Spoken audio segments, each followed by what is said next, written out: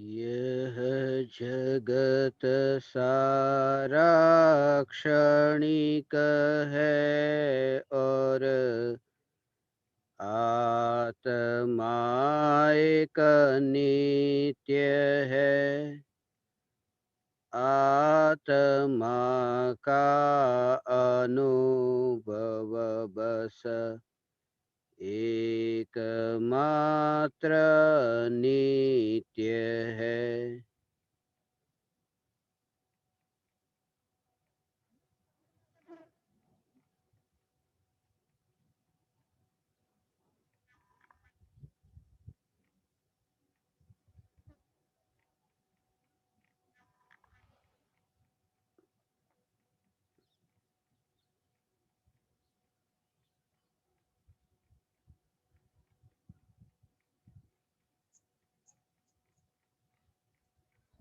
चैतन्य स्वभावी भगवान आत्मा अनादि अनंत शुद्ध चैतन्य मात्र है, ज्ञान मात्र है। मैं शुद्ध चैतन्य मात्र, ज्ञान मात्र भगवान आत्मा हूँ। प्रति समय यह जागृति बनी रहे, इस जागृति का नाम धर्म है।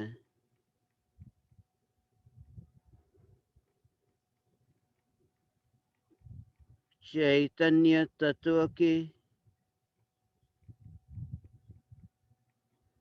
स्व संवेदन प्रत्यक्ष निर्विकल्प अनुभूति होते ही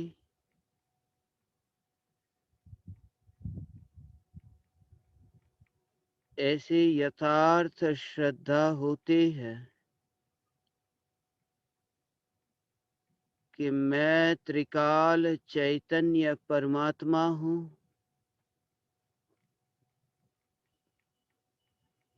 राख की दीवार का पड़ोसी और मोक्ष मार्ग का मुसाफिर हूँ।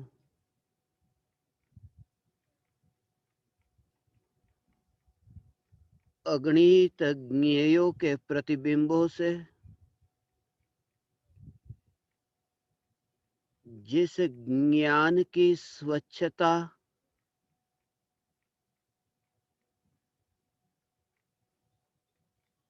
किसी भी ज्ञेय के आकार रूप परिणमित नहीं होती,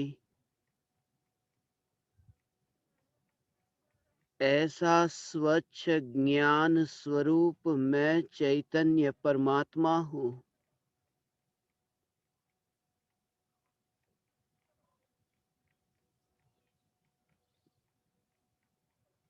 अनंत परमाणुओं के योग में रहकर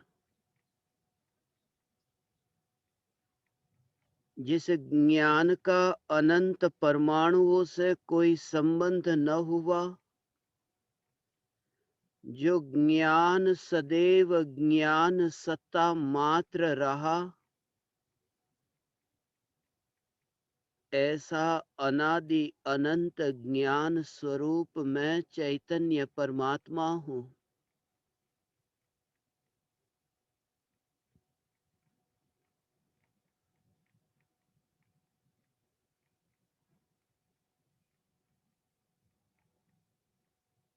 पृथ्वी का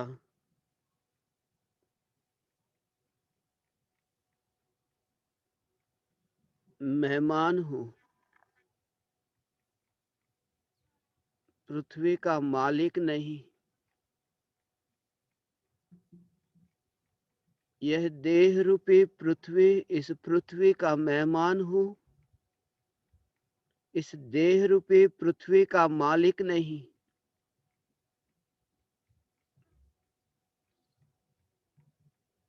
अनंत परमाणुओं की बात तो दूर,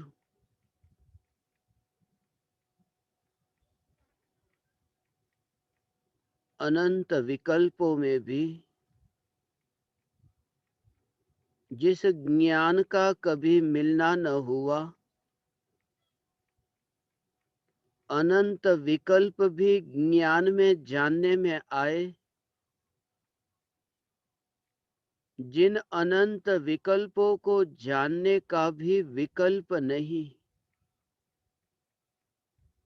जगत के विकल्प तो दूर, जगत को जानने के विकल्प, इन विकल्पों को जानने का भी जिसे विकल्प नहीं, जगत को ही नहीं, आत्मा को जानने के विकल्प को जानने का भी विकल्प नहीं, ऐसा जो ज्ञान, यह ज्ञान सत्ता मात्र परमात्म तत्व, यह मैं हूं।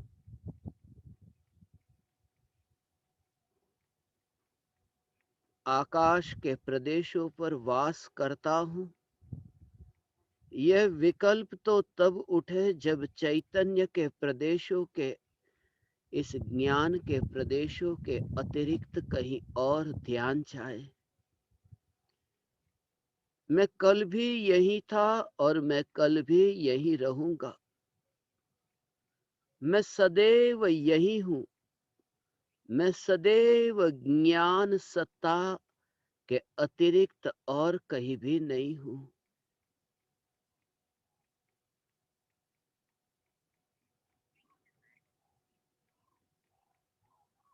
यह चैतन्य सत्ता मात्र मैं भगवान आत्मा हूं।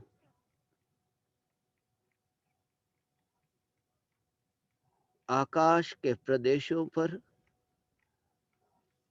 आवागमन होता है। आकाश के प्रदेशों का आवागमन यह तब दिखाई देता है जब आकाश के प्रदेशों पर ध्यान जाए। जहां देखे वहां चैतन्य चैतन्य चैतन्य के अतिरिक्त और कुछ भी नहीं दिखाई देता।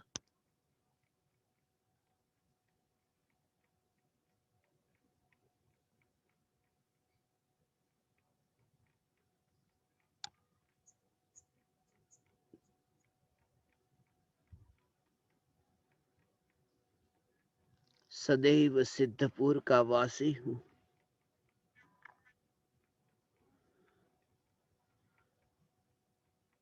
परमाणु से पहचान ही मिट जाना, परमाणु से अपना परिचय ही मिट जाना। जब भी मैं, ये मैं का भाव आए कि न्यायक देव के अतिरिक्त और कुछ भी नहीं।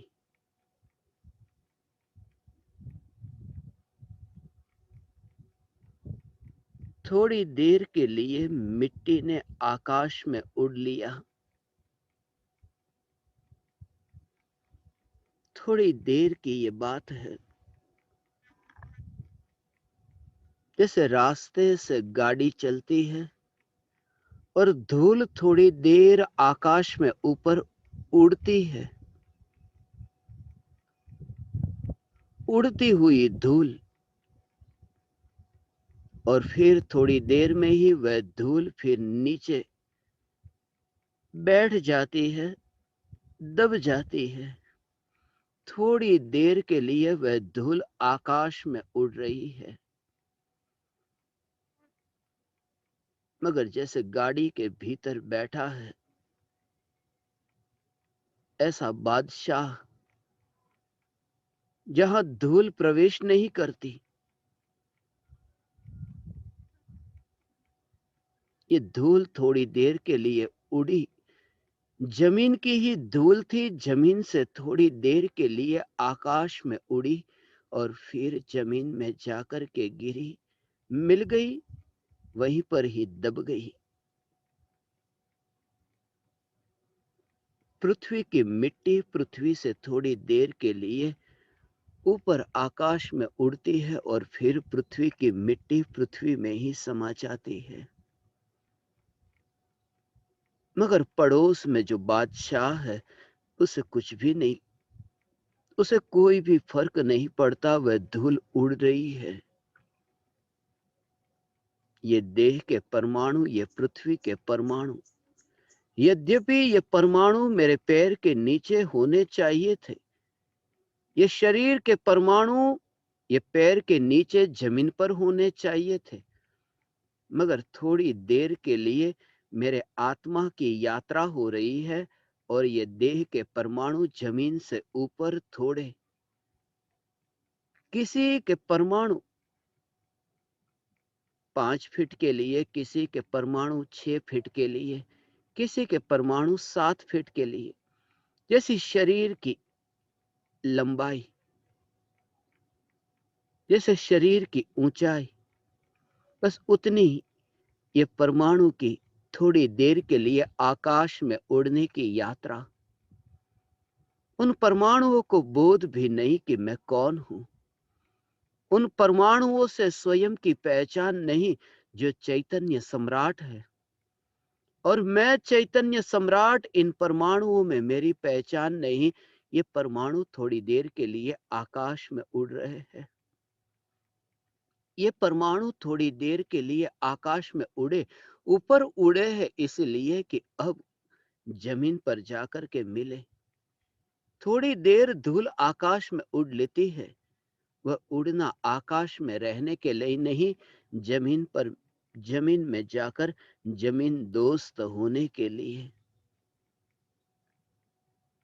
ये देह के परमाणु में मैं कहीं पर भी नहीं। ये देह के परमाणुओं की धूल का उड़ना वहां है जहां मैं नहीं। मैं तो बहुत आगे निकल गया और ये धूल बहुत पीछे रह गई, जो उड़ रही है अभी। बादशाह तो बहुत आगे निकल गया और धूल पीछे उड़ती रहती है। ये चैतन्य सम्राट तो अपनी यात्रा कर रहा है और ये धूल पड़ोस में उड़ रही है। ये चैतन्य सम्राट अपनी सत्ता में मस्त है और ये देह के परमाणु इस आकाश में उड़ रहे हैं, मगर फासला बहुत है।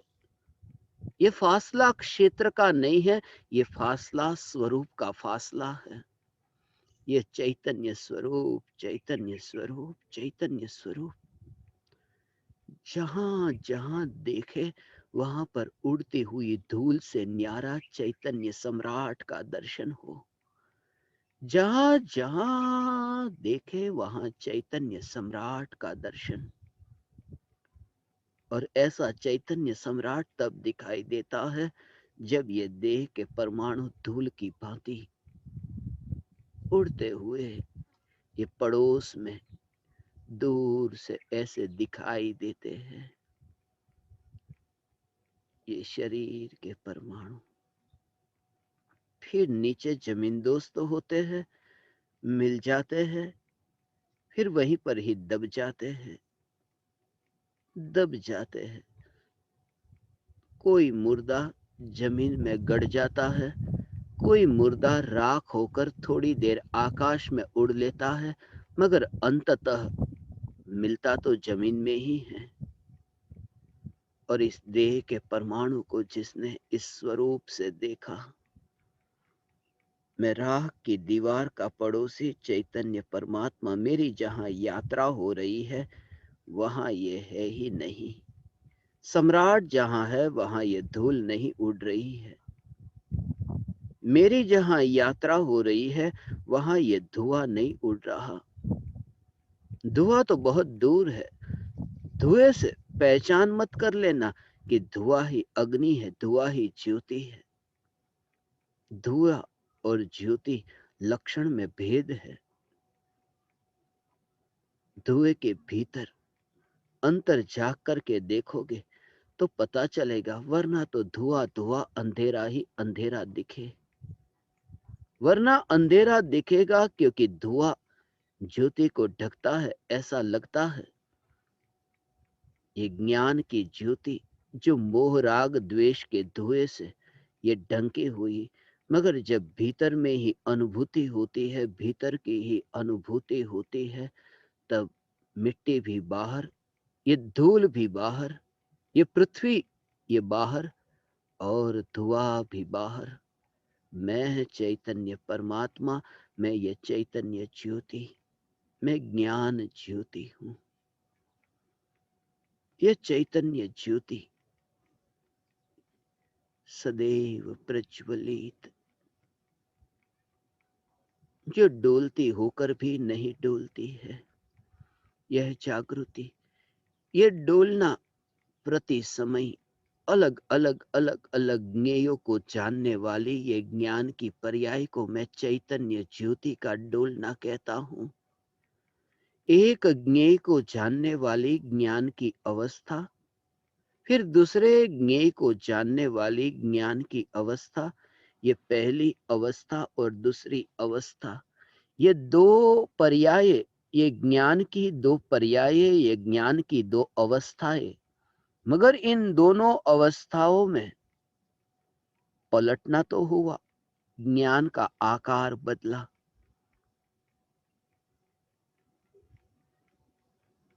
ज्ञान का आकार बदला। और जब तुम्हारी दृष्टि बाहर की ओर है, तब ज्ञान का आकार दिखता है। जिनकी दृष्टि बहिर्मुखी है, उन्हें ज्ञान का आकार दिखता है, और जिनकी दृष्टि अंतर्मुख है, उन्हें ज्ञान के आकार में ज्ञान की सत्ता का दर्शन होता है। यह ज्ञान सत्ता मात्र भगवान आत्मा, यह मैं हूं। आकार से न्यारा यह निराकार ज्ञान, यह मैं हूं। यह सत्ता, यह प्रति समय ज्ञान की पर्याय का ये उत्पाद और व्यय, ये उत्पाद व्यय तो होता है। जैसे ज्योति अभी इस आकार में है, फिर उसका आकार बदला। हवा के निमित्त से ज्योति का आकार बदलता है। ज्योति का आकार जैसे बदलता है, ऐसे ही ज्ञान की पर्याय में जैसे जैसे पदार्थ को जानता है, पत्थर को जानता है, तो पत्थर जैसा ये ज्ञान का आकार, पेड़ को जानता है, ये पौधे को जानता है, तो ज्ञान का आकार पौधे जैसा। ये ज्ञान की ज्योति का आकार बदलता है। ज्ञान की ज्योति मुड़ती है, एक ज्ञेय से दूसरे ज्ञेय को जानती है। ये ज्ञान की ज्योति पलटती है। ये ज्ञान की ज्योति यात्रा करती है, मगर यात्रा इसकी निराली है। यह ज्ञान की ज्योति पलट करके भी नहीं पलटती, क्योंकि ज्ञान की ज्योति ज्ञान से राग में नहीं पलटती। भले ही ये पत्थर को और पौधे को जानती है, भले ही ज्ञेय बदल जाते हैं, ज्ञान की अवस्था बदल जाती है, मगर ज्ञान की अवस्था में ज्ञान राग में तो नहीं बदल जाता। पलट करके भी जो न पलटे, बस यही तो ज्ञान सत्ता है। जो मर करके भी न मरे, जन्म भी हो और मृत्यु भी हो, फिर भी जन्म और मृत्यु में जो न जन्मे और न मरे, वह ज्ञान की सत्ता है, वह ज्ञायक देव है। यह ज्ञायक देव जन्म भी है और मृत्यु भी है, देह का नहीं, ये ज्ञान की अवस्था का, ज्ञान की पर्याय का। आ ये प्रति समय ये ज्ञान की पर्याय बदलती है। ये ज्ञान की पर्याय बदलती है, मगर ज्ञान की बदलती पर्यायों में भी जिसने ज्ञान को देखा है, ज्ञान की बदलती अवस्था में भी जिसने ज्ञान की सत्ता को देखा है, यह ज्ञान की अनुभूति, यह ज्ञायक की अनुभूति अगणित ज्ञेयों के प्रतिबिंबों से अप्रभावित, अगणित ज्ञान की अवस्थाओं से अप्रभावित, यह ज्ञानी एक समय के लिए यह बेहोशी नहीं होती। कितनी भी यात्रा हो, अनंत यात्रा तो हुई ना, अनंत भव हुए न, मगर अनंत भव होकर भी मरना न हुआ। अनंत परिवर्तन हुआ, अनंत बार पलटना हुआ। एक शरीर में से दूसरे शरीर में ऐसा नहीं। एक ज्ञान की जानने की पर्याय से दूसरी पर्याय के रूप में ऐसा अनंत परिवर्तन हुआ, परिभ्रमण हुआ। ये अनंत परिवर्तन, ये अनंत परिवर्तन इस राह की दीवार से न्यारा ये ज्ञान का परिवर्तन हुआ, मगर परिवर्तन में वह ज्ञान मरा नहीं। ज्ञान मरा नहीं, जानना जानना होता रहा। भले ही ये कहा कि इंद्रियों से जानना हुआ, वह जानना कोई जानना है, वास्तव में तो इंद्रियों से जानना हुआ ही नहीं। इंद्रियां क्या जाने, जो खुद नहीं जानती वो दूसरों को जनाने में कैसे मदद करे। वो चैतन्य परमात्मा जो स्वयं चैतन्यमय है, जहां अधूरापन नहीं, जहां प्रत्येक प्रदेश पर ज्ञान है, जहां कहीं खालीपन नहीं कि जिस खालीपन में ये इंद्रियां प्रवेश करे और मदद करने आए। ये इंद्रियां अपने में है। इंद्रियां घमंड नहीं करती, इंद्रियों को अभिमान नहीं कि मैंने परमात्मा के लिए कितना महान कार्य किया। आंख कभी ये नहीं कहती कि मैं नहीं होती तो ये आत्मा सामने जो दृश्य है उस दृश्य को कैसे जानता। कान ये नहीं कहते कि यदि मैं नहीं होता तो फिर ये ध्वनि ध्वनि का ज्ञान कैसे होता। ये पांचों इंद्रियां आत्मा पर उपकार नहीं करती। ये पांचों इंद्रियां होती तो है, मगर पांचों इंद्रियां किसी पर उपकार नहीं करती। ये जड़ इंद्रियां भी किसी पर उपकार नहीं करती। ये परमात्मा की ही बेहोशी है जो मानता है कि इंद्रियों का मुझ पर उपकार है, जो मानता है इंद्रियों के बिना मेरा कार्य कैसे, जो मानता है इंद्रिय का ही यह कार्य है और कार्य जो है जिसका, उसका तो विचार भी नहीं आता। इसलिए तो पूरी तन्मयता से ये होता है कि मैं देख रहा हूं। आंखें घूमती है, घूमती हुई आंखों के काल में जो ज्ञान में जानने रूप कार्य होता है, उस समय आंख के परिणमन को ही जानने का कार्य मान लिया। खुले कान है, मगर खुले कान से जो ध्वनि सुनाई दे उस समय माना कि ये सुनाई दे रही है, ये जो जानने में आ रही है ये ध्वनि कार्य है ज्ञान का। और माना है कि मैंने सुना, क्योंकि कान के साथ में वो जो तन्मयता है, एकत्व है कि मैं ये देह, इस कारण से देह में ये पांचों इंद्रियों के जो कार्य है उन कार्य को माना कि ये मेरा कार्य, और भीतर में कार्य तो है ज्ञान का। ये भेद विज्ञान की कला है, ये चैतन्य को जानने की कला है कि ज्ञान इंद्रियों में कहीं पर भी नहीं। इंद्रियों से व्यक्त होता है, इंद्रियों से फैलता है, इंद्रियों से फैलता नहीं। इंद्रियों से कैसे फैले, वहां तो कुछ भी नहीं। जहां चैतन्य चैतन्य चैतन्य की सत्ता ही न हो, वहां से चैतन्य का फैलना कैसे हो सकता है। भले ही ये कहने में आए कि नल में से पानी बह रहा है, मगर नल में से तो पानी बहता ही नहीं है। नल है लोहे का, लोहे में पानी कहां होता है। लोहा तो लोहा है, लोहे में से पानी कैसे बह सकता है। पानी बह रहा है, पानी में से नहीं।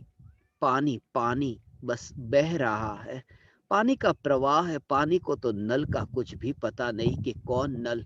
पानी का जब प्रवाह बहता है वो प्रवाह की अपनी मस्ती है। जैसे पानी के प्रवाह की अपनी मस्ती, उस पानी को ये विकल्प नहीं, उसका स्वभाव है बहना। ये पानी बहता है। ये ज्ञान बहता है, ये ज्ञान परिणमित होता। इंद्रियों का तो कोई हाथ नहीं है इस ज्ञान के परिणमन में।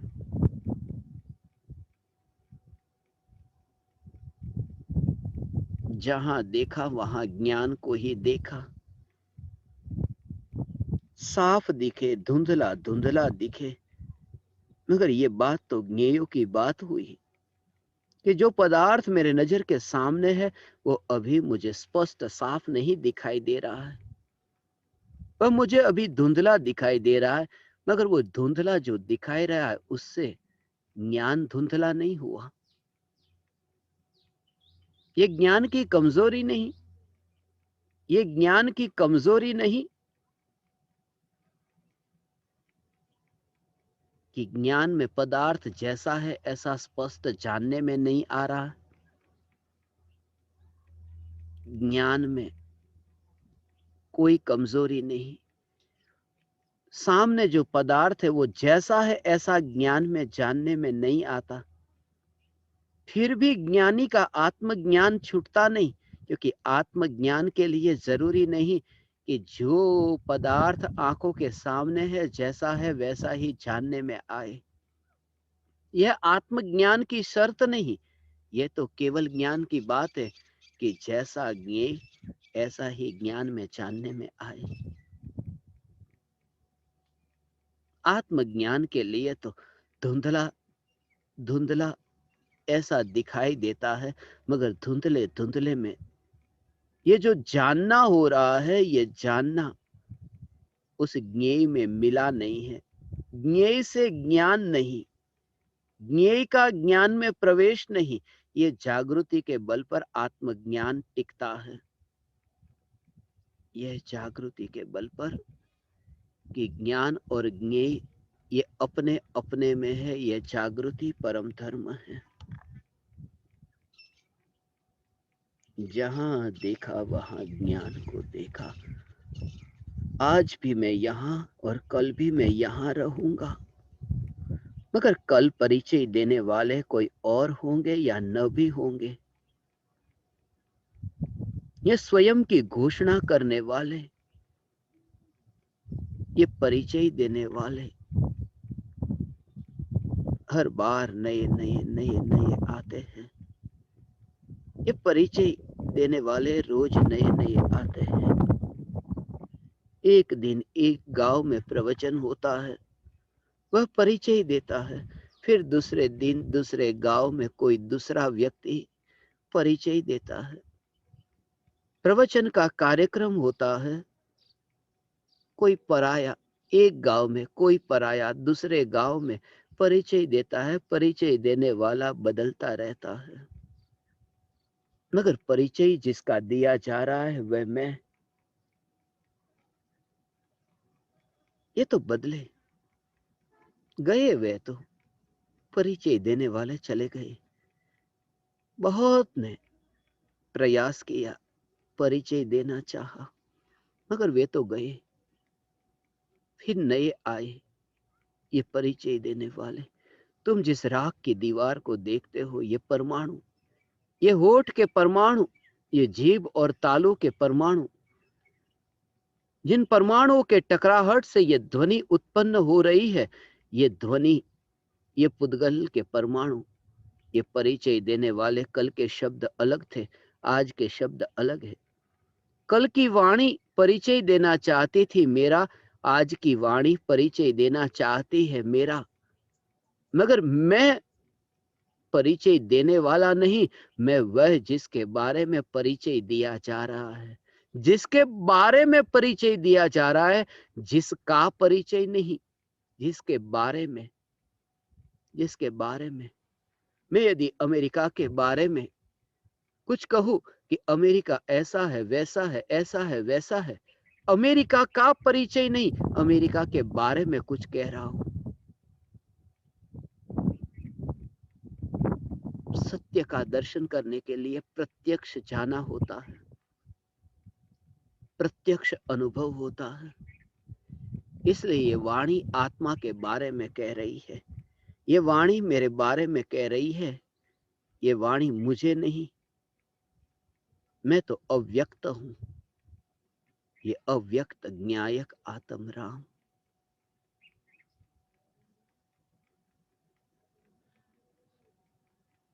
यहीं पर ही आना होगा।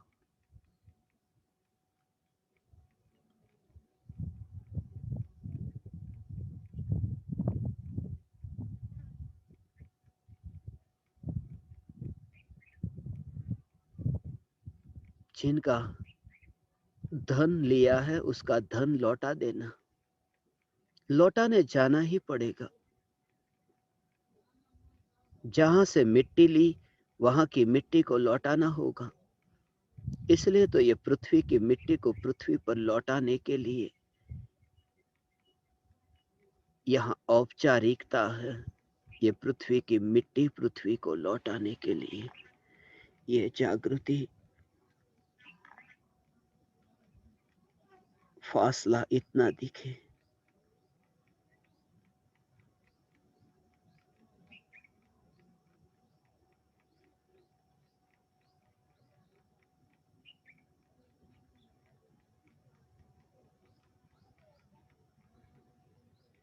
ये राख की दीवार से ये फासला ऐसे दिखाई दे।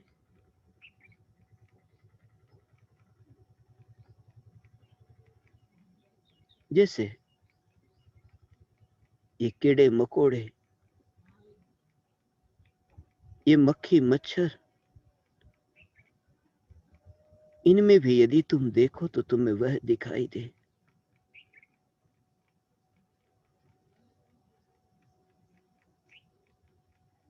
एक ढेर में रखा,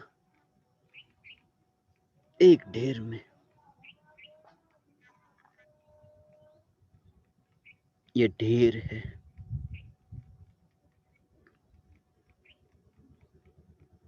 एक साथ में ये सब ढेर को देखना,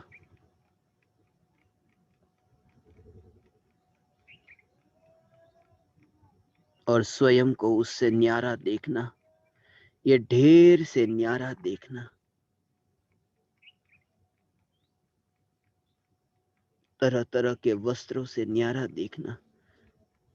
दुकान जो है, वस्त्र तरह तरह के होंगे, बालक के भी वस्त्र होंगे, वृद्ध के भी वस्त्र होंगे, जवान के भी वस्त्र होंगे, पुरुष के भी वस्त्र होंगे, स्त्री के भी वस्त्र होंगे, रंग बेरंगी वस्त्र होंगे। दुकान जो है, वस्त्र तरह तरह के होंगे, मगर जैसे वस्त्र तरह तरह के हो और वहीं पर ही जो दर्पण रखा हो और दर्पण निर्वस्त्र दिगंबर, ऐसा दर्पण, उस दर्पण की स्वच्छता को जैसे तुम देखो और तुम देखो ये वस्त्र तरह तरह के वस्त्र, दर्पण है और वस्त्र भी है, मगर एक भी दर्पण में वह वस्त्र जाता नहीं। तरह तरह के वस्त्र, सब दर्पण तुम्हें स्वच्छ दिखे, जितने भी दर्पण सामने है वह स्वच्छ दिखे, और जितने भी वस्त्र है वो वस्त्र तुम्हें दर्पण से दूर दिखे। ऐसी जो दृष्टि, इसलिए पेड़ पौधों में भी, ये वनस्पति में, घास में भी यदि देखे तो घास का भी वस्त्र, घास का वस्त्र सामने है और ज्ञान का दर्पण और दूसरी दिशा में, ये दोनों विपरीत है। यहां देखे ये घास के पत्तों को, ये पेड़ के पत्तों को, ये पौधे को, ये पक्षियों को, ये पशुओं को, ये जहां जहां ये देखे वहां यही देखे कि दर्पण अलग है और ये वस्त्र अलग है, ये वस्त्र अलग है।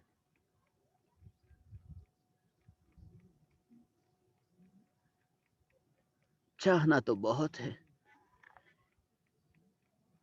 रास्ते पर यदि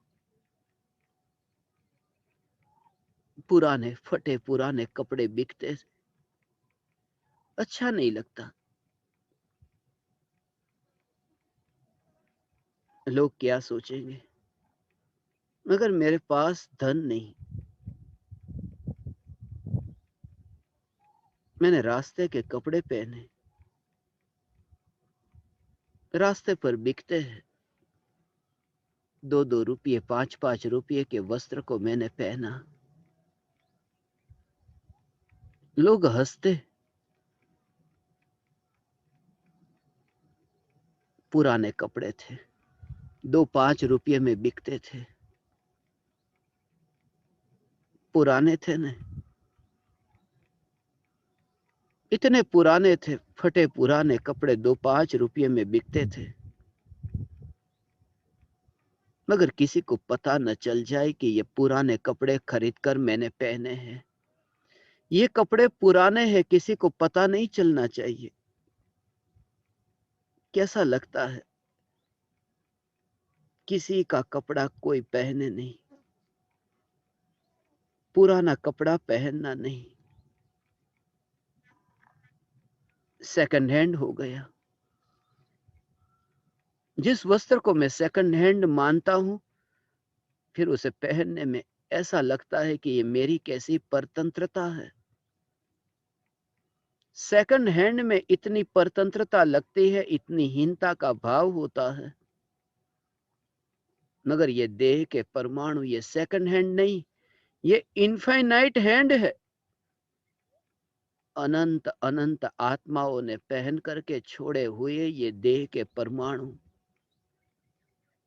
और फिर भी ये गुरूर किस बात का, फिर ये घमंड किसका कि देखो मेरा वस्त्र कैसा है। और वस्त्र भी पहना हो तो ठीक है, पहना भी नहीं, सिर्फ दर्पण के सामने लटक रहा है ये वस्त्र।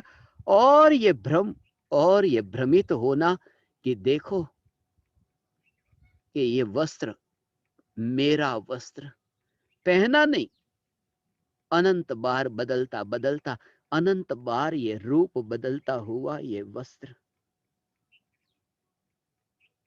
मगर दर्पण की स्वच्छता को मैं देखता हूं कि जहां पर वस्त्र नहीं, जहां पर ये राख की दीवार नहीं,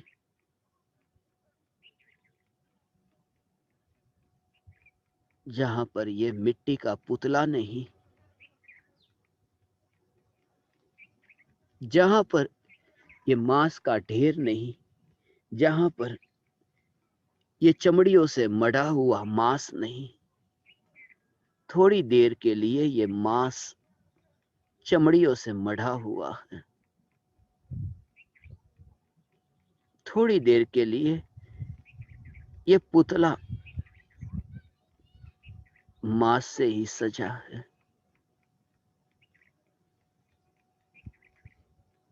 चमड़ी से सजा है, बालों से सजा है यह पुतला।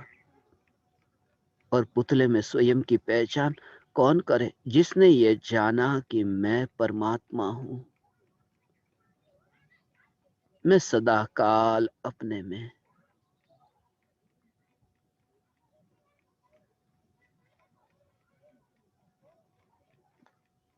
सदा काल अपने में।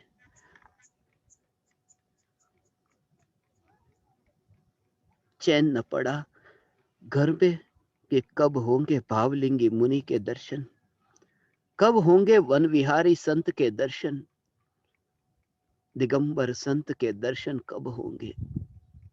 मगर संतुष्टि नहीं होती, तृप्ति नहीं होती। और दिगंबर संत मिल जाए न, तो भी दिगंबर के लिए खोज बनी ही रहती है।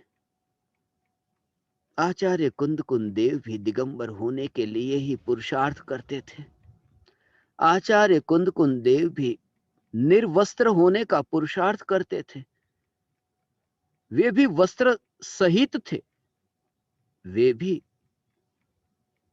पूर्ण रूप से दिगंबर नहीं थे।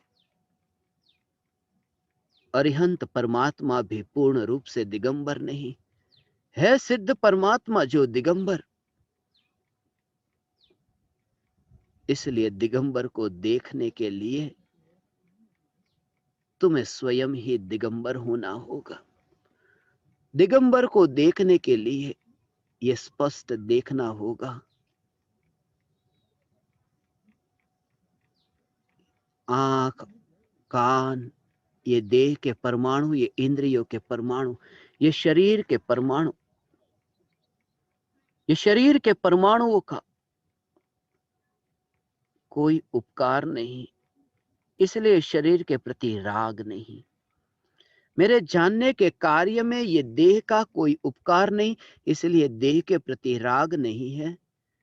और मेरे जानने के कार्य में ये देह बाधक नहीं बनता है, ये देह विघ्न नहीं डालता, ये देह बाधा नहीं पहुंचाता, इसलिए इस देह के प्रति द्वेष नहीं। मैं चैतन्य परमात्मा में ज्ञायक देह, मैं त्रिकाल ज्ञायक देह, ये त्रिकाल ज्ञायक देह।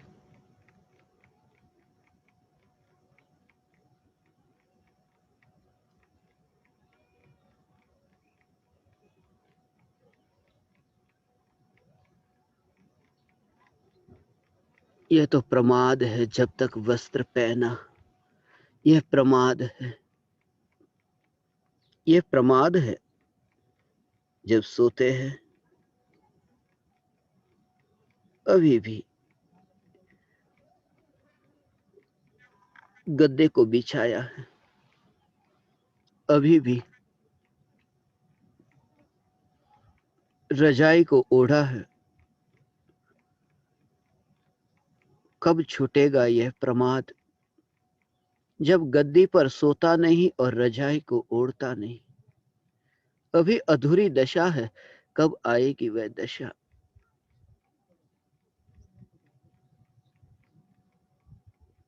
रुई के बने हुए गद्दे नहीं हैं, कंकड़ पत्थर के गद्दे, घास, कांटे,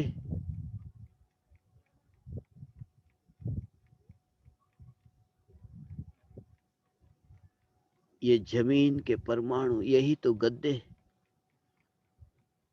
जमीन के परमाणु जहां मैं लेटता हूं और जहां आकाश की चादर को मैं ओढ़ता हूं,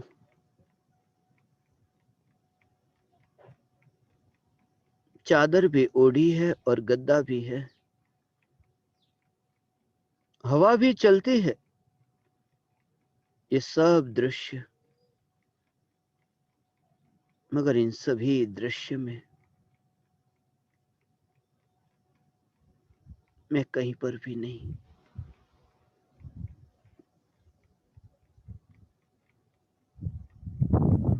कब्र के पास में, नजर के सामने ही ये कब्र है। मुर्दा अभी लेटाया गया है, पत्थर पर मुर्दे को लेटाया है। आसमानी रंग की चादर उड़ाई है। ये प्राकृतिक व्यवस्था है। इस दृश्य को मैं देखता हूं कि मुर्दा मेरे सामने है, पत्थर पर लेटाया गया मुर्दा और आसमानी चद्दर को ओढ़ाया हुआ एक मुर्दा ऐसा पास में ही, जो हरी चद्दर को ओढ़े हुए है। मगर जितनी दूर से ये देखना हो रहा है, बहुत दूर है, और पत्थर पर जो मुर्दा है वो मुर्दा मुझसे बहुत दूर है,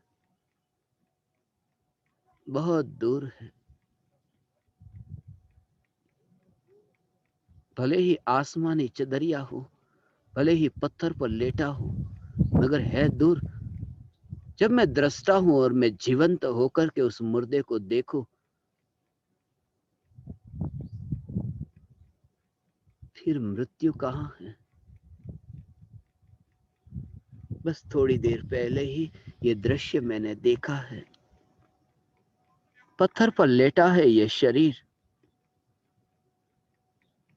इस पहाड़ के पत्थर पर ये शरीर लेटा है, ये मुर्दा लेटा है, और आसमानी ये चदरिया, ये आकाश, ये मुर्दे ने पत्थर पर लेट करके आकाश की चदरिया को ओढ़ा है। फिर भी ये दृश्य को दूर से देखना कि यहां तो बस एक ज्योति जल रही है, और ज्योति का ये सामर्थ्य है कि दूर दूर के पदार्थ भी प्रकाशित हो। ज्योति का ऐसा स्वभाव है, इसलिए तो दूर दूर के पदार्थों को जानने के लिए दूर दूर जाने की जरूरत नहीं पड़ती। इसलिए तो भगवान ज्योति को ज्ञेय के पास जाने की जरूरत नहीं पड़ती, उन पदार्थों के पास जाने की जरूरत नहीं पड़ती। यह ज्योति जो पराधीन नहीं है, ये ज्योति का ऐसा स्वरूप है, ये ज्ञान की ज्योति, ये चैतन्य ज्योति, भगवान आत्मा, ये ज्ञान, ये ज्ञान। हाँ।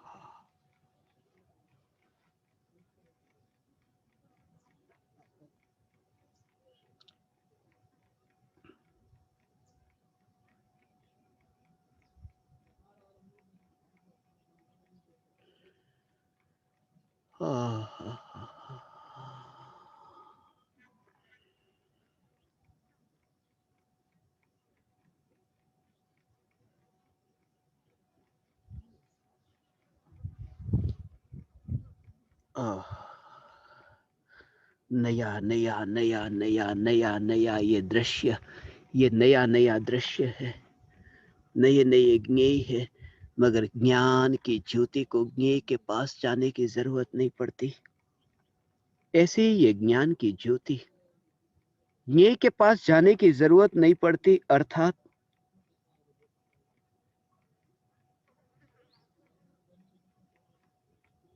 ज्ञान की ज्योति को ज्ञेय जैसा होना नहीं पड़ता।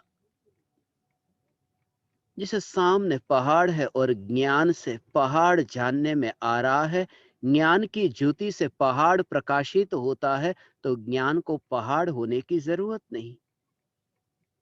ज्ञान यदि पहाड़ हो जाए तो यह कहे कि ज्ञान पहाड़ के पास गया। ज्ञान यदि पहाड़ में रूपांतरित हो जाए तो ये माने कि ज्ञान ने पहाड़ की यात्रा की। ज्ञान किसी भी ज्ञेय के पास जाता नहीं, क्योंकि ज्ञेय के रूप में परिणमित होता नहीं। यहाँ प्रति समय नया नया नया नया जानना हो रहा है, प्रति समय ये ज्ञान का नया नया जानना हो रहा है, और इस जानने में भी आनंद होगा, दुख में भी आनंद होगा। दुख तो होगा, कीड़े मकोड़े काटेंगे तुम्हारे शरीर को, यहाँ दुख तो होगा। ये दुख होगा उस समय भी, तुम्हारे शरीर को ये कीड़े तो काटेंगे। कीड़े के काटने से दुख तो होता है, मगर दुख भी भीतर में ये जागृति की कहाँ है, ज्योति में है या ज्योति से प्रकाशित होता है। इसलिए तो ये जितना जितना देह का राग, उतना उतना दुख, मगर वह दुख भी ज्ञान का ज्ञेय बनकर के ही रहता है। इसलिए दुख के काल में भी वेदन तो सुख का होता है, दुख में भी सुख को भोगा, क्योंकि दुख को भी ज्ञान के दर्पण से बाहर देखा। भगवान आत्मा, यह दुख भी ज्ञान से बाहर देखा। ऐसा ये ज्ञान, ज्ञान और ज्ञान, यह चैतन्य परमात्मा भगवान, आ ये जितना जितना जितना जितना ये ज्योति, ये ज्योति, ये ज्योति वहां, भी अगले समय में वहां पर ये फिर नई ज्योति, नया नया नया नया नयापन, ये नयापन नयापन नयापन दिखे, ऐसा हो भगवान। आह,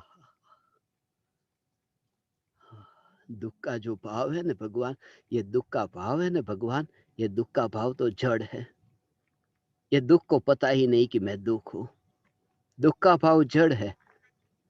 और जब ये कीड़े ने शरीर को काटा, दुख हुआ, तो जब दुख होता है तब ज्ञान की पर्याय में ये दुख, ज्ञान की पर्याय में दुख प्रतिबिंबित होता है। ज्ञान की पर्याय में दुख प्रतिबिंबित हो उसमें दोष नहीं, क्योंकि नरक और निगोद का दुख भी केवल ज्ञान की पर्याय में प्रतिबिंबित होता है, मगर केवल ज्ञानी दुखी नहीं होते। ऐसे ही ये ज्ञान की पर्याय में ये वर्तमान का पर्याय का दुख प्रतिबिंबित होता है, मगर ज्ञान दुखी नहीं होता। ज्ञान दुखी नहीं होता, उसका कारण क्या कि वर्तमान की पर्याय में जो दुख जानने में आया और ज्ञान दुख में गया होता, ज्ञान दुख में गया होता तो ज्ञान जड़ हो जाता, क्योंकि दुख जड़ है। ज्ञान यदि दुख में गया होता तो ज्ञान जड़ हो जाता। मगर अगले समय की पर्याय में भी दुख जानने में आया ने, वो अगले समय की नई पर्याय में दुख जानने में आया, अर्थात वो ज्ञान मर नहीं गया। ज्ञान का व्यय होकर के भी उत्पाद तो ज्ञान का ही हुआ। ज्ञान का व्यय हुआ, ज्ञान का उत्पाद हुआ, मगर ज्ञान का व्यय होकर के ज्ञान का ही उत्पाद हुआ है। ज्ञान का व्यय हो नहीं गया, वो उत्पाद तो ज्ञान का हुआ है, वो दुख में मिट नहीं गया है ज्ञान। ऐसा अनंत भव का दुख ऐसा ही था भगवान, मगर वहां ये समझ नहीं, और ज्ञानी को ये समझ है। निगोदिया में भी ज्ञान में दुख जानने में आता है, और ज्ञान में निगोदिया का दुख भी मिलता नहीं है। ऐसा ये निर्मल ज्ञान। स्वभाव कभी बदलता है, निगोद का हो, मनुष्य का हो या सिद्ध परमात्मा का, स्वभाव तो स्वभाव है। स्वभाव उसे ही कहते हैं जहां पर पर्यायों के परिवर्तन से जिस त्रिकाल स्वभाव में कोई फर्क न पड़े, कोई भेद न हो। यही तो ज्ञान स्वभाव है, यही तो चैतन्य स्वभाव है। ये चैतन्य स्वभाव की अस्थि में मैं बहुत संतुष्ट हूँ। इसके अलावा संतोष कहाँ मिले भगवान, क्योंकि कोई आकुलता नहीं, कोई व्याकुलता नहीं इस स्वरूप में। आ, आ, ये चैतन्य चैतन्य चैतन्य परमात्मा तत्व, ये त्रिकाल ज्ञायक दे, मैं जहां रहूं वहां चैतन्य में ही, चैतन्यमय ही, चैतन्य ही। आ, आ, आ,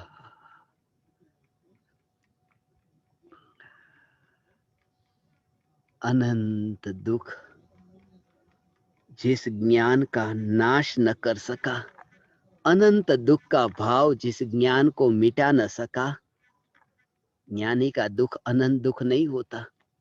अनंत दुख तो छूट गया। जे स्वरूप समझा बिना पाम्यो दुख अनंत, यह अनंत दुख तो छूट गया।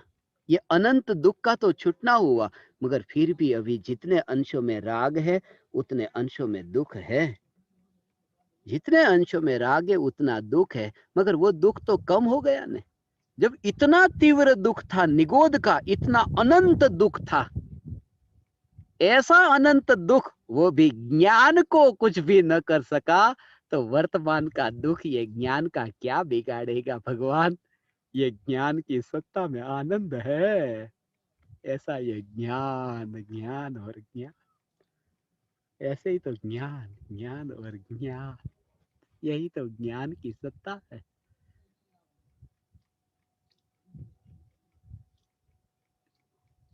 ये ज्ञान की सत्ता कहने मात्र से नहीं मानने वाला, प्रयोग से, प्रमाण से, अनुभव से ये स्वीकार करूंगा। धोखा न खाऊंगा। जौहरी है न, धोखा न खाएगा। कसौटी पर कस करके सोने का स्वीकार करेगा। ये धोखा ना खाएगा, धोखा नहीं खाएगा।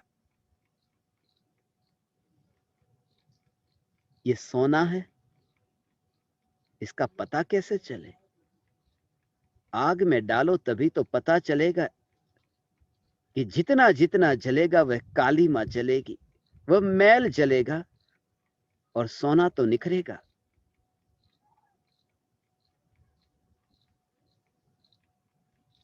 ये मानव देह की चिता के जलने में भी, इस चिता के जलने में भी चैतन्य तो जलता हुआ नहीं दिखाई देता।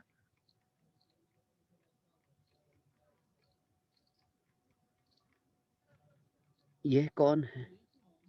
जितना जितना देह जलता है, जलते हुए को जानने वाला कौन है? ये देह कटरा है, ये देह में खून बहता है, इस खून को जानने वाला कौन है? ये जानने वाला तो बहता है, ज्ञान की धारा में बहता है। खून बाहर की ओर बहता है और ज्ञान भीतर की ओर। हे ज्ञान दीपक,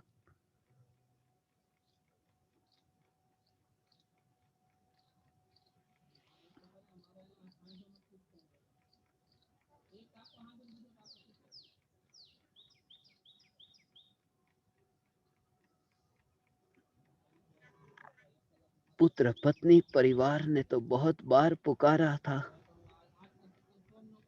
अब यहाँ के चींटी कीड़े मकोड़े ने भी पुकार लिया,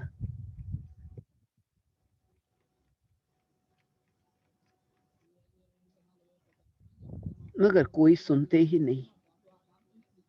अंतर नहीं दिखता। शहर के बीच में था और जंगल में पहाड़ के शिखर पर, मगर सुनने वाले कोई नहीं।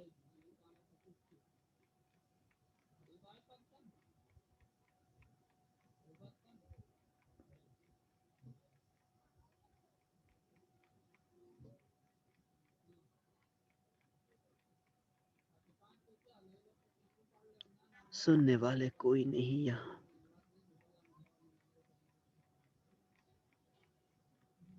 मगर समझने वाला मैं हूं। अनंत दुख के काल में भी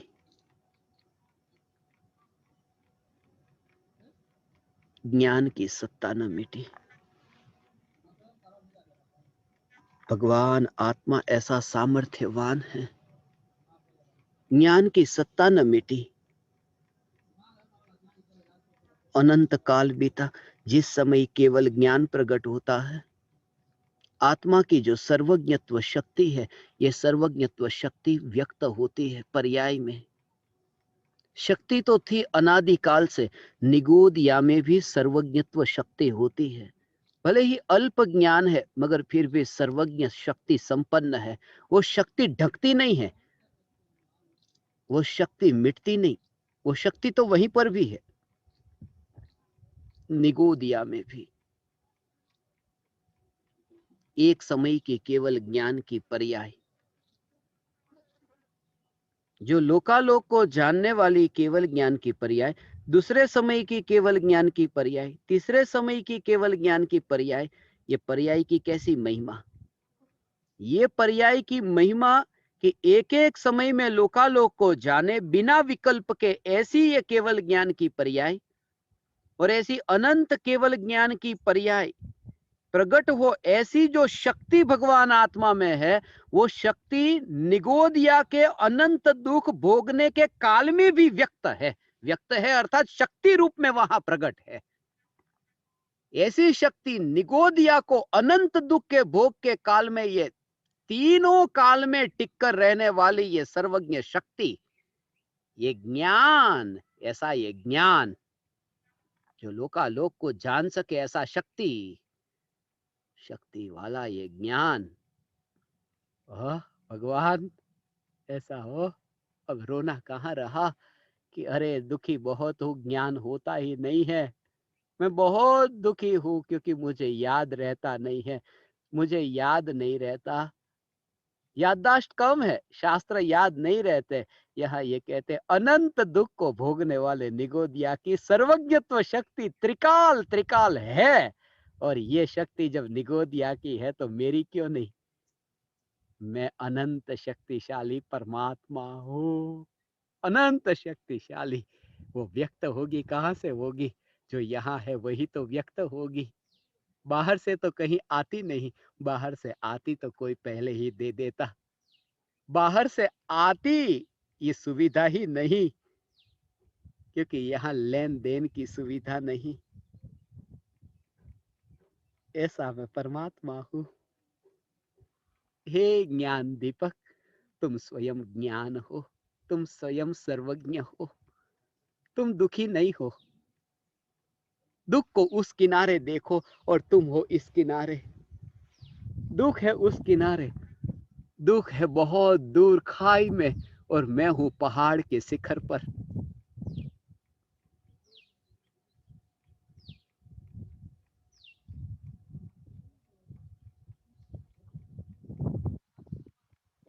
पहाड़ के शिखर पर। और जो व्यक्ति पहाड़ के शिखर पर कुछ समय के लिए पहाड़ के शिखर पर रह जाए और नीचे न गिरे, कैसा लगता है? अरे ये कितना शक्तिशाली, कितना कंट्रोल है कि ये खाई में न गिरा। और ये अनंत ज्ञान दुख की खाई में नहीं गिरता, और अनंत काल बीता फिर भी खाई में न गिरा। ऐसा ये स्वरूप है, ज्ञान स्वरूप। ये ज्ञान स्वरूपी चैतन्य परमात्मा, यही मैं हूँ। ये ज्ञान स्वरूपी चैतन्य परमात्मा, हे ज्ञान दीपक।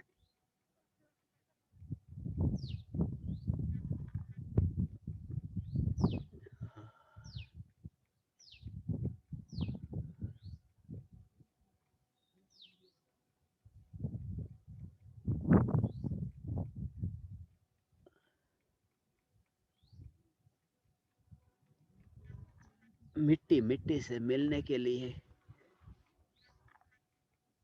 यहाँ आई है।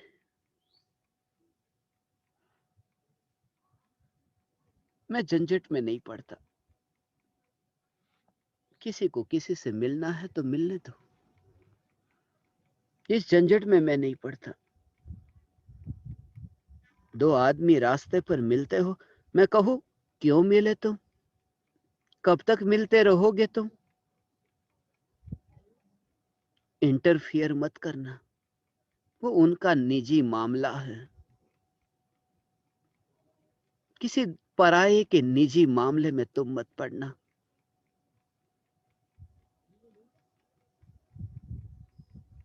झंझट में क्यों पड़ना जानबूझ करके, कि इसका परिणाम बहुत खराब है, बहुत खराब है इसका परिणाम। ये उनका निजी मामला है। उसकी जाति, दोनों एक जाति के हैं। और एक जाति के लोग यदि रास्ते पर मिल जाते हैं और मैं बीच में जाकर के झंझट में क्यों पड़ूं? बस थोड़ी देर ध्यान गया तो गया, अपना काम करो बस। बस दो जाति के लोग, ये दोनों का निजी मामला है। ये पहाड़ के परमाणु और ये राख के परमाणु, ये राख की दीवार अभी इस पहाड़ पर है। ये राख की दीवार के परमाणु पहाड़ के परमाणु से मिल रहे हैं, उनकी मुलाकात हो रही है, हाथ मिला रहे हैं। ये परमाणु पहाड़ से हाथ मिला रहे हैं। एक जाति के हैं, पुद्गल की जाति के हैं। ये एक जाति के दो लोगों के बीच में मैं झंझट में क्यों पड़ूं? मैं तो बस दूर से देखा, ध्यान गया थोड़ी देर कि ये शरीर पहाड़ पर है। बस अब अपने में अपना काम हो, ज्ञान ज्ञान को जाने। हे ज्ञान दीपक, परायों की झंझट में मत पड़ना। देह के परमाणु कुर्सी पर बैठे, देह के परमाणु पलंग पर लेटे, देह के परमाणु जमीन पर चले। ये पुद्गल पुद्गल का निजी मामला है। तुम दखलगिरी मत करना, सिर्फ दूर से देखना पराये पराये की मुलाकात को। ऐसा ऐसी ऐसी मुलाकात है, ये शरीर की मुलाकात। ये मिट्टी, मिट्टी भी मिट्टी को पुकारती है, आ जाओ तुम। ये मिट्टी ने मिट्टी को पुकारा है। अब ये दूरी ना रहे। अब दूरी कैसे रह सकती है? अनंत काल का जो दुख है, ये दूरी का तो दुख है। ज्ञान की पर्याय के ज्ञायक से दूरी, क्षेत्र की नहीं, भाव से अनुभव की दूरी। ये ज्ञान की पर्याय की न्यायक से दूरी। हे चैतन्य परमात्मा, मां बेटे से दूर है।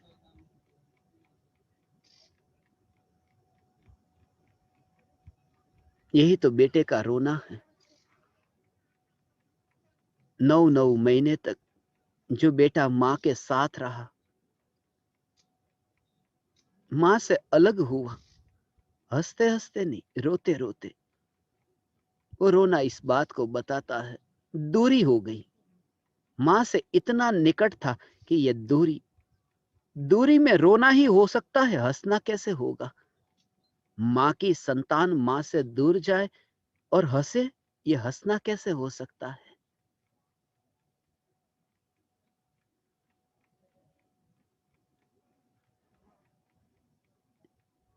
आत्मा की संतान, ये आत्मा, आत्मा की संतान, ये ज्ञान की पर्याय ज्ञायक से दूर हो।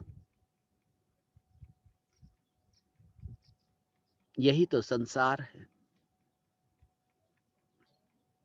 यही तो संसार का दुख है।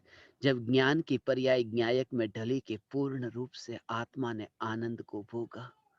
ये ज्ञायक, ज्ञायक और ज्ञायक की अनुभूति।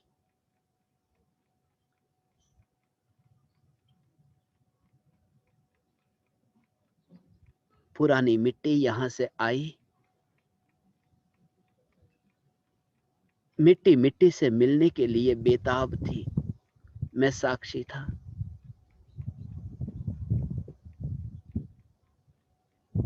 बहुत दिनों से ये देह की मिट्टी इस मिट्टी से मिलना चाहती थी। आ गई।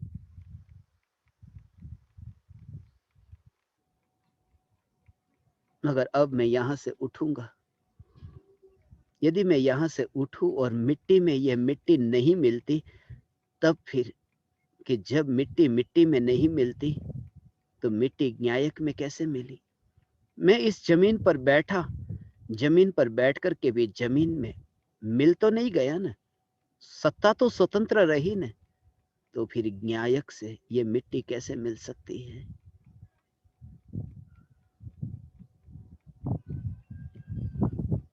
ये मिट्टी कैसे मिल सकती है? यहाँ की मिट्टी भी यहाँ की नहीं होती, तो पराये की क्या होगी?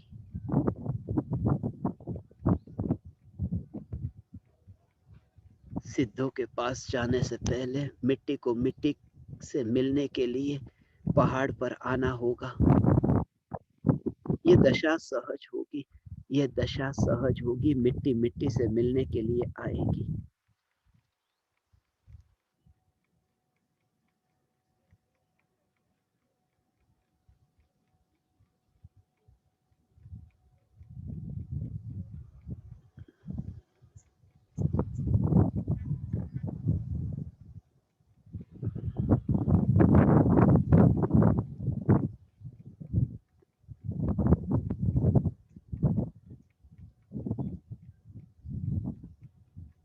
पहाड़ पर बहुत शांति है। पहाड़ पर शांति है। मगर पहाड़ पर शांति होती तो ये जो मक्खियां, ये जो मकोड़े, ये जो चींटियां, यहाँ वहां ये चल रही है, उड़ रही है। शांति होती तो वे स्थिर हो जाते। इसलिए पहाड़ पर आकर के भी मैंने यही जाना है, शांति पहाड़ पर भी नहीं है। शांति होती तो तृप्त होकर के वे स्थिर हो गए होते, फिर यहां वहां भटकते क्यों वे? एक डाली से दूसरी डाली पर ये पक्षी उड़ते क्यों? एक टहनी पर बैठा हुआ ये पक्षी दूसरे टहनी पर क्यों जाता? ये एक पत्ते पर बैठा हुआ ये पक्षी दूसरी टहनी पर दूसरे पत्ते पर क्यों जाता? ये एक फूल पर तितली उड़ कर के दूसरे फूल पर अभी क्यों बैठ रही है? ये इस बात को बताता है कि पहाड़ पर भी शांति तो नहीं है। यहाँ आकर के भी यही जाना कि पहाड़ पर भी शांति नहीं है। शांति यहाँ चैतन्य परमात्मा में है, जो स्थिर है। स्थिरता के आश्रय से ही स्थिरता प्रकट होगी। हे ज्ञान दीपक, यह चैतन्य की स्थिरता, यह न्याय की स्थिरता, अपूर्व अवसर ऐसा कब आएगा? बाहर के वस्त्र भी छूटे और देह के वस्त्र भी छूटे। वस्त्र छूटे या पहने, उसके विकल्प से भी छुटकारा हो और वस्त्र से भी छुटकारा हो, अरिहंत भी हो और सिद्ध भी हो।